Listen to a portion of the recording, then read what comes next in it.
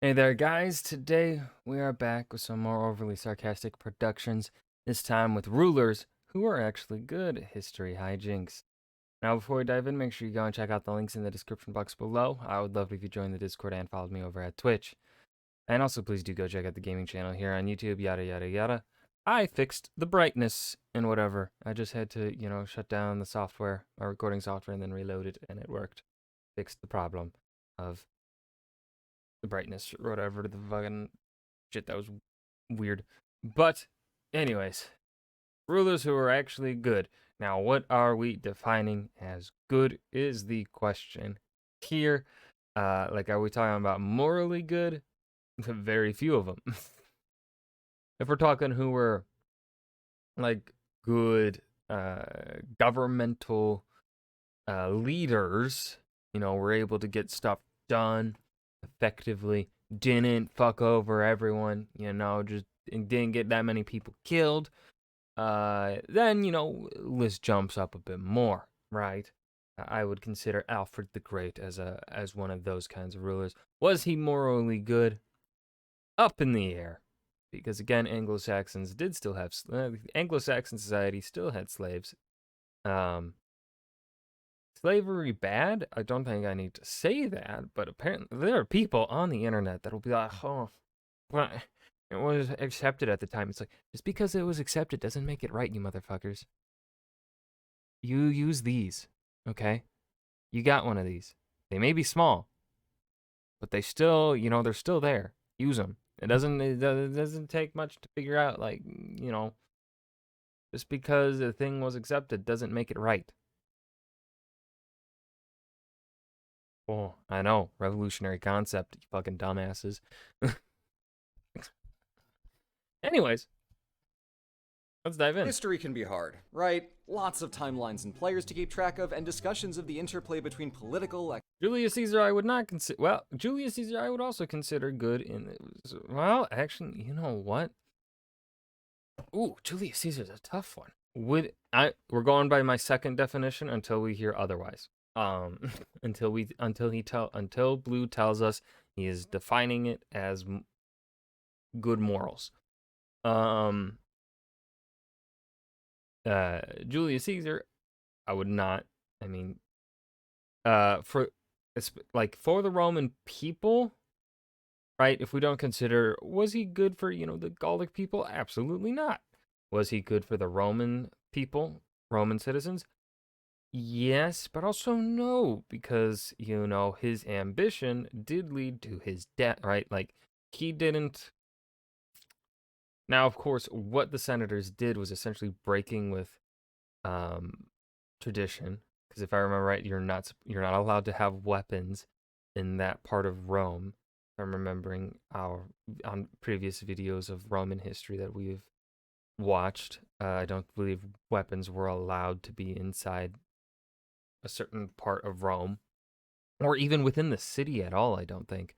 But the senators broke with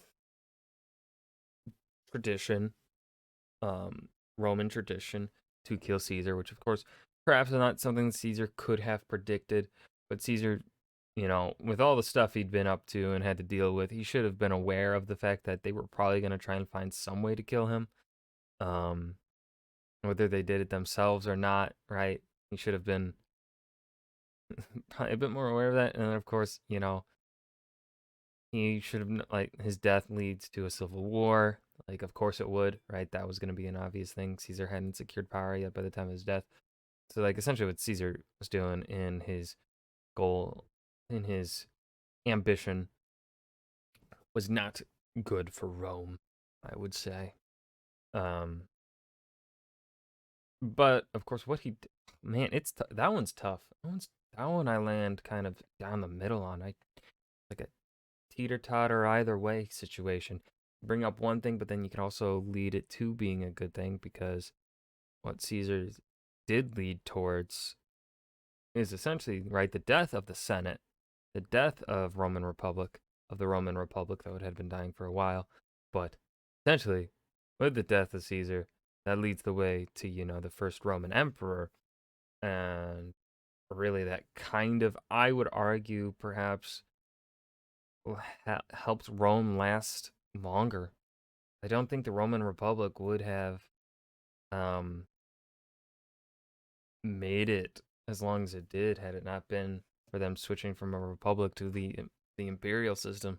Economic, cultural, and military factors can easily become mystifying to the point of incoherence. Imagine the surprise of European farmers who learn that a disruption to tourism in the Holy Land means they have to pay higher taxes to fund a transcontinental war. It's a little Okay, so I think we are going with the definition that I've been going with. tricky sometimes. This is why historians aiming to both lighten the vibe and slim down the amount of narrative knives to juggle may gravitate towards singular narratives about famous figures, rulers, generals, and other such go-getters. This is often known as great man history, but it is stupid, and I hate it, because not only is it insultingly reductive and so slavishly rote that it still somehow manages to be boring, but it tends to blindly glorify characters that, more often than not, are assholes.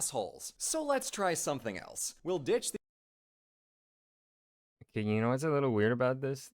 Blue kind of does this sometimes though too. Like I had this problem in the recent when we watched the Venice video. Now, of course, this is a newer video than I believe the Venice one. Right, Blue has likely grown. Right, that's my assumption. Blue has grown as a creator, writer, a researcher over the years. So right, give him benefit of the doubt. So still, right, he is kind of a little bit guilty of this same thing too. And of course, I believe I probably am. I'm sure if you go to older videos of mine, I've made the same mistakes. the arbitrary concept of greatness and give There's a reason I prefer doing history at very large timescales. People can be kind of the worst. praise where it's actually due by discussing two good rulers in history, King Cyrus of Persia and Sultan Saladin of Egypt. Two noble, genuinely virtuous people who, in a statistical anomaly, are not profoundly awful after 3 minutes. Okay, no, he is going sort of the moral kind of way, though of course, right, with our modern perspectives on monarchies and our dislike of them, how good can a monarch really be, right? That up in the air sort of question. Of cursory research. Of course, this is not to say that they are blameless. They're monarchs who Literally, yep. conquered stuff. Their literal job description involves killing thousands of people to acquire land, and the simple act of ruling necessitates countless choices, big and small, that negatively affect someone or other. My point here is to look at how someone in an innately perilous moral position can nonetheless demonstrate a commitment to virtue. So, to have a little fun with pure biography in such a way that won't make me furious, let's do some history. Now let's rewind to the 500s BC and meet our first protagonist in Persia. Well, politically, this whole stretch was under the Median Empire, just east of the Neo-Babylonian Empire in Mesopotamia. According to legend, the Median king Astyages was feeling antsy about a dream that prophesied his overthrow at the small, adorably stubby hands of his as-of-yet unborn grandson. But despite orders for his daughter to kill the child, the itty-bitty Cyrus survived in secret for 10 years before being discovered by Astyages. Although the king had been pretty set on his course a decade earlier, this time he was content to let Cyrus just kinda go home to Persia and exist. In 559, Cyrus inherited kingship of Persia from his father, but they were still subordinate to Media. So in 553, he revolted against his grandfather Astyages and improbably won, conquering Media in 550 and So this is evidence of, how in Greek stories, really, of this area, a lot of the time they had a story where it's like a self-fulfilling kind of prophecy sort of thing, where if you try and stop the thing from happening, you're only going to cause it. Some Greek stories have that. I can't think of. I'm trying to think of a specific one, but I can't remember the names. I know some Greek tragedies had it, but right, this is one of those instances where it's like, you know what? No, I'm not going to try and kill you. You're fine. And then it's like, oh, I guess I should have tried to kill you. creating the Achaemenid Persian Empire, named after a distant ancestor. From there, Cyrus zoomed, swooping west into Anatolia to conquer the kingdom of Lydia, pushing east toward the Hindu Kush Mountains, and then finally into Mesopotamia to topple the Empire of Babylon in 539. 14 years after telling his grandfather to scram, Cyrus had an In a shockingly brief span of time, Cyrus built the largest empire ever, stretching from Greece to India. objectively insane amount of territory, with somewhere on the order of 50 Ancient population estimates are notoriously wibbly, but Persia can be ballparked around 40 to 50 million. If we want to, I think it's more accurate to perhaps just try and not give hard estimates like a count of like 40 to 50 million, but I think it's just better to say like look at it from a percentage perspective, right? That way, I think it's easier also to grasp that size when we put it into a perspective like percentage, right? Because from what I remember, I've looked this up before, I believe Persia was around, at its height, around a quarter of the world's total population, around 25% or so, around that number. Which then, if we, you know, think of that today, 25% of today's population is the equivalent. He's ruling over the equivalent for that time period of 2 billion people. I think that better puts it into perspective than just saying, "Oh yeah, largest largest empire ever, 40 to 50 million people." Kind of because of just our perspective on numbers like that have been skewed so greatly because of the time we're living in. Saying 25%, I think, just gets the point across. Like, this is the largest empire ever. 50 million people spread over dozens of cultures. Cyrus was managing Greeks. In terms of population, I think population percentage is the largest empire ever. I don't think uh, the British ruled the most amount of land, but they never ruled the most amount of people as a total percentage of the world, I don't think. Phoenicians, Semites, Mesopotamians, Medians, Persians, Bactrians, Parthians, and Indians. And those are all pretty wide descriptors. Listing off all the ethnicities and subcultures of the Achaemenid Persian Empire would leave me here all day. So you might expect someone in Cyrus's position to tell all those people, gross, too complicated. No rights for you. Act more Persian, speak my language, and also pay more taxes, because that's precisely what the Babylonian Empire had done. The capital city was rich beyond belief because it was drenched in tax revenue and loaded with treasures from all over the empire, like statues of local gods, which, according to many of these cultures, were the actual gods themselves. And Cyrus was aware that this was not the nicest way to treat one's subjects. When the Persian armies marched on Babylon, Cyrus claimed that the great god Bel had deserted Babylon because of their greed and cruelty, switching his divine favor onto the Persians. Now, let's just take a second to appreciate that Cyrus fundamentally works on the same moral framework as China's Mandate of Heaven. It's obviously not the same thing, but it's clearly a similar thought process, and it definitely informs our reading of his benevolence. So now that Cyrus was in charge of, well, functionally everything, Cyrus's most informative epithet is King of Kings, a title that denotes Cyrus's power over a wide expanse and the many lesser kings within it.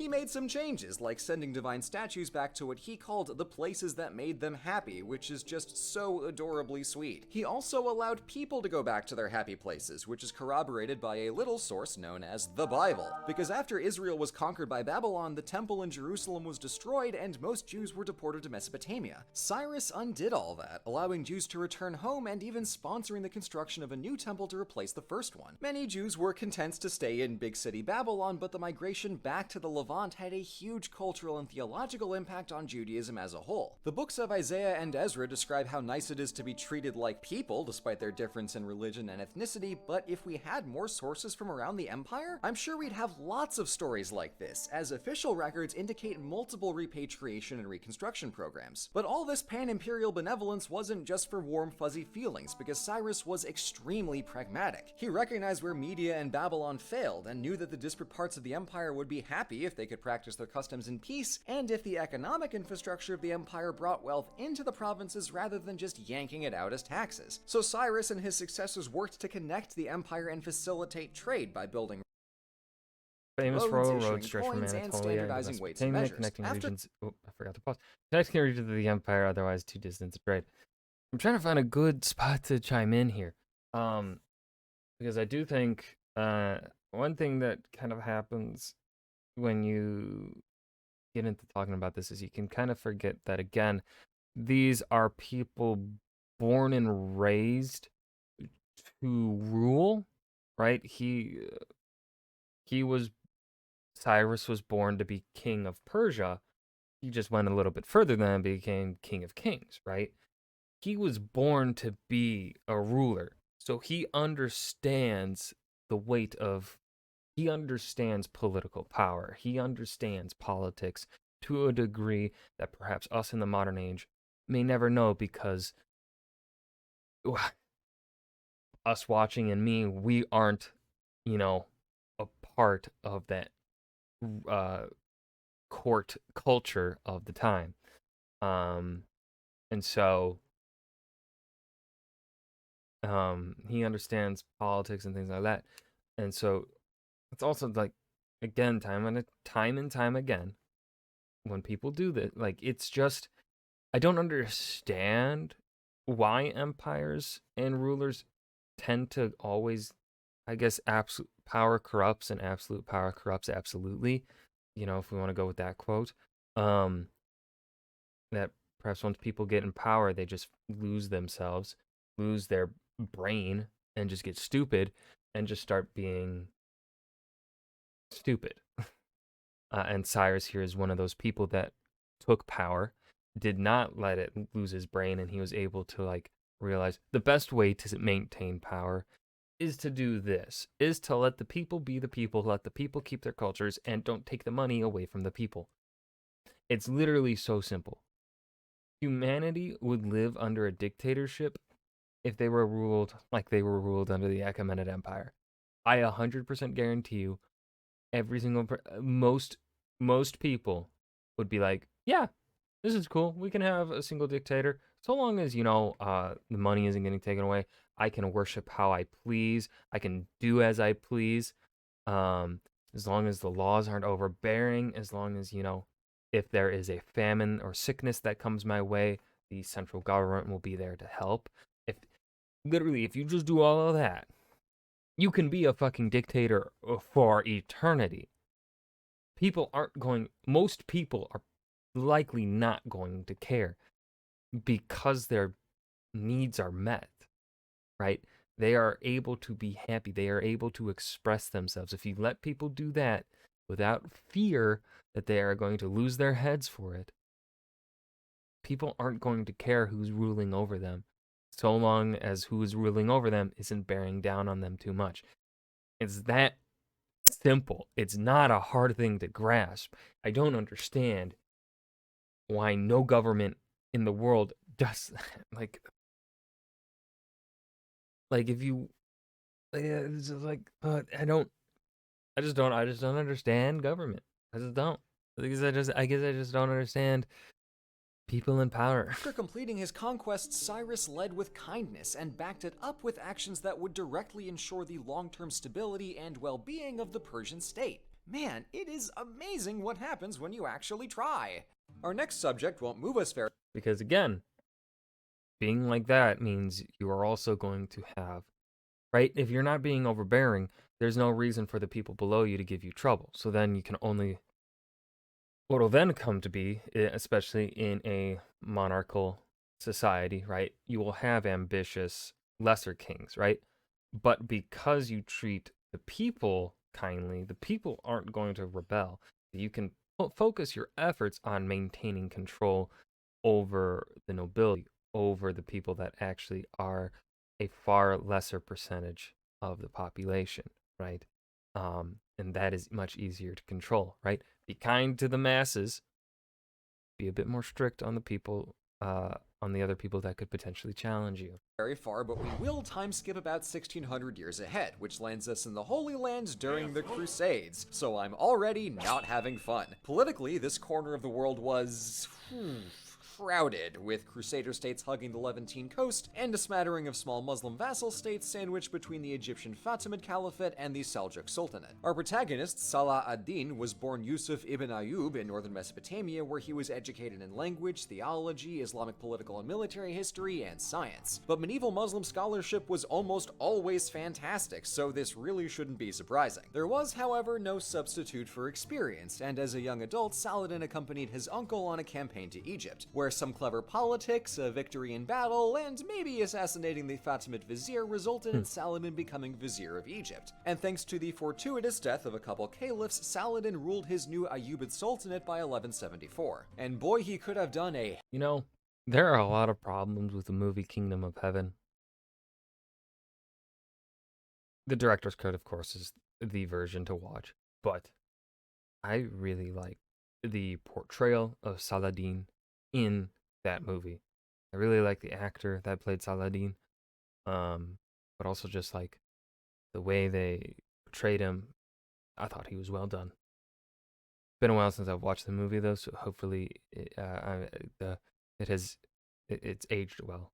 Heck of a lot worse than Egypt. Throughout history, the place has been well supplied, interconnected, and extremely rich, so it made a wonderful base of operations from which to go pester the Crusaders. While he was swooping around the Levant and up to Syria, Saladin's main focus stayed on the Christian kingdoms along the coast. He obviously had a religious motivation in taking Jerusalem, but this typically theological rivalry had one especially irritating antagonist by the name of Reynald of Chatillon. From the Sultan's perspective, Reynald's singular goal in life was to give Saladin a heart attack from raw stress by breaking every treaty he possibly could and killing innocent pilgrims basically for funsies. Reynald unambiguously sucked, and even Christian sources at the time openly wished for Saladin to get him. In 1183, he did get close when he besieged Reynald's castle at Kerak, but Saladin heard Reynald's stepson and Princess Isabella of Jerusalem had been married in the castle earlier that day and were spending the evening in one of the towers, so he ordered his army to continue the siege but be mindful so as not to disturb the tower. The castle was too well defended, so Saladin withdrew a few days later, but this still shows Saladin's chivalry and his good sense of humor. Just because he was at war didn't mean he was gonna be a jerk about it, but Saladin wouldn't have to wait long to get that weaselly Reynald, or Jerusalem for that matter. In 1187, Saladin besieged the city of Tiberias and baited a crusader army to ride out from Acre in the middle of the summer across a very long road with only one water spring.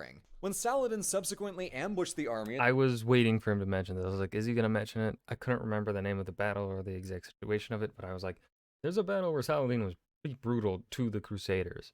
The Horns of Hattin, it was already game over. Most of the army was killed or captured, including the King of Jerusalem and Monsieur Reynald. The king was cool, so Saladin treated him with the utmost courtesy, but Reynald was beyond negotiation, so Saladin scolded him for his awful behavior before grabbing a sword and killing him himself. After that, the king was ransomed and sent peacefully home. Although, home is a stretch, because Saladin took advantage of the Crusaders' sudden lack of an army to conquer Jerusalem and almost all of the Holy Land. And in contrast to the Crusaders' massacre of 1099, Saladin took Jerusalem with far less violence and vandalism, ransoming most Christians in the city and letting several thousand just go free. This of course prompted a third crusade, pitting Saladin against England's King Richard the Lionheart, but this contest was far more chivalrous. Although Richard executed thousands of Muslim After the Crusader recapture of Acre, negotiations for prisoner ransom went on too long for Richard's liking. So he had the prisoners killed in view of Saladin's army. Saladin responded in kind, executing thousands of Christian POWs across his kingdom. Bad look for both men. captives Okay, in I'm glad he's mentioning this. He was still infinitely better than Reynald. When Richard lost a horse and fell ill at the Battle of Arsuf, Saladin, who lost that battle, gifted 2 horses from his royal stables and sent his royal physician to treat the English king. The war soon ended in a treaty that restricted Crusader kingdoms to the coast and recognized the capture of Jerusalem, but Saladin offered to allow Christian pilgrims to still visit the city. So it's not hard to see why even sources from his adversaries had a deep respect for the man. Both within and beyond their respective empires, Cyrus and Saladin are well deserving of their reputations. Their political and military... I definitely think one of the signs, right, like Blue does have a very legitimate and valid point that I totally agree with here, that if even the people who are this person's contemporary and they are on opposing sides, especially during the Crusader period, on opposing religious sides, though of course, right, the opposing religions on a more basic level, on the more personal level, right, the commoner level, the peasantry level, they had no problems, they had no beef. It was really just beef between the lords and ladies of the realm, who were making religion a problem, blah blah blah, who were using religion for their own gain, blah blah blah. If even, your opposing sources are like, dude, you're pretty chill, right? That's a pretty good indicator of the of that person's character, right? That he is so respected that even his enemies are like, can't fucking shit talk him. He's pretty chill. Military accomplishments were plenty already, but it takes a really special figure for even their enemies to praise their underlying character. Yep. Generals who fought against Saladin wrote him letters of apology, and then even the Greek writer Xenophon cited Cyrus as the ideal king. To a degree, both of these figures got caught on the other side of an arbitrary East versus West conflict, which is why us Westerners don't know them as well as we arguably should, but despite the unkind bias of various Greek and Crusader historians against Persians and Muslims respectively, the reputations of these two have clearly transcended cultural boundaries as models of what it means to use power for good. Mostly for good. About as good as a monarch can use their power for, all things considered. Yeah. And heck, maybe recent history is just getting to me, but I don't know, I feel like we can maybe learn a little bit from that. Thank you so much. And that was rulers who are actually good history hijinks. Now, this was a very good video by Blue. Perhaps one of my favorites, if not my favorite, that Blue has made that we have watched so far, just because this is him very much going down that balance of praising where a historical figure should have praise, right? But then also making some clarification. Of course, there are some bits here where I feel like he may have not, critiqued them as perhaps deeply as he should have, like what I was talking about with Cyrus. Cyrus was born and raised in the court. He was born to rule. He understood what being a ruler meant and what one can do to be a lasting ruler. Right? It's just that, of course, through history, we have had a lot of shitty monarchical rulers that Cyrus just stands out so well. It's like, wow, why does no one else do this? It's like power corrupts is really the only reason I can think because seriously, Cyrus's way of ruling is the best way to rule. That is how you guarantee one a lasting presence beyond your own lifetime, but also you maintain power with ease. It makes your job easier as king if you just act like Cyrus. But yeah, this was a really good video. I think, especially after like the last couple history videos by Blue. I think this one was well needed. I hope you guys enjoyed. Remember to hit that like button and subscribe for more, and I will see you guys in the next video. Peace.